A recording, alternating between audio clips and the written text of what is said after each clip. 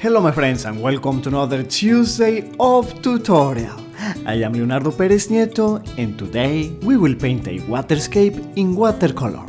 We begin by tracing the horizon line about on the upper third, and then with masking fluid we mask the little sun. This is so that the paint doesn't get into it. Then with pencil, let's sketch where the waves and the shore will be. Like so. And we also mask a reflection that will be on the sand just where the water waves end. All the way over here. Alright, and let's add some masking fluid also for some reflections below the sun.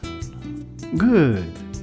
And now with a big brush and fresh water, we get the lower section of the sky wet. And we add some yellow by the sun and orange further away. With a tissue paper we can pick up some of the paint from the sun. And we may add some touches of blues and reds. Once dry, I flip the paper pad around and get the whole sky area wet, including the color stripe. I lift slightly the farther part of the pad so that when applying the blue paint it doesn't run so much into the yellow. Once it dries, I flip the pad again, and this time I apply the paint for the sea on dry paper. I am holding the brush nearly parallel to the surface and with not a lot of paint, so as to leave some white areas in between. This effect works especially well if the paper texture is rough, like this one. The exact list of materials that I am using is in the information below the video. Then I get the sand area wet and I add a brown. Let's paint a little bit of a reddish and yellowish below the sun as a reflection. And so as to give some depth to the painting, we need something dark close by. This will be something like a rock here on the shore.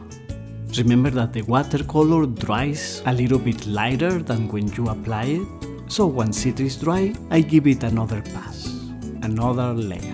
I'm using a mixture of dark blue, dark brown and black for this. And here, by the rock, there will be a little bit of water that comes in when the wave arrives.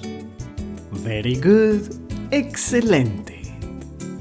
With an eraser, we can carefully rub the masking fluid to take it off.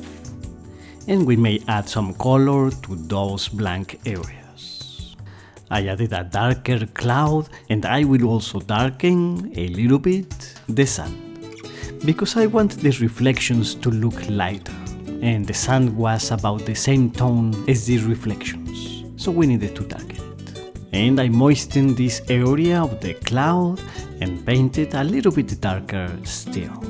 I don't want the paint to go on the sun, so I pick it up with a tissue. And I darken further the sand, because against a dark tone, the reflections will look lighter, which is my intention. And as I mentioned to you earlier, to give depth to the painting, we should have something dark close by us. So further closer than the rock, I'll paint some plants, like this. This should automatically make the rest of the painting look farther away. I don't want symmetry, so pretty much every plant I paint, I try to make it different to the other ones. The last touches and it's ready! If you enjoyed it, please give it a like, share it to your friends and subscribe to find our tips. And I will see you on Tuesday.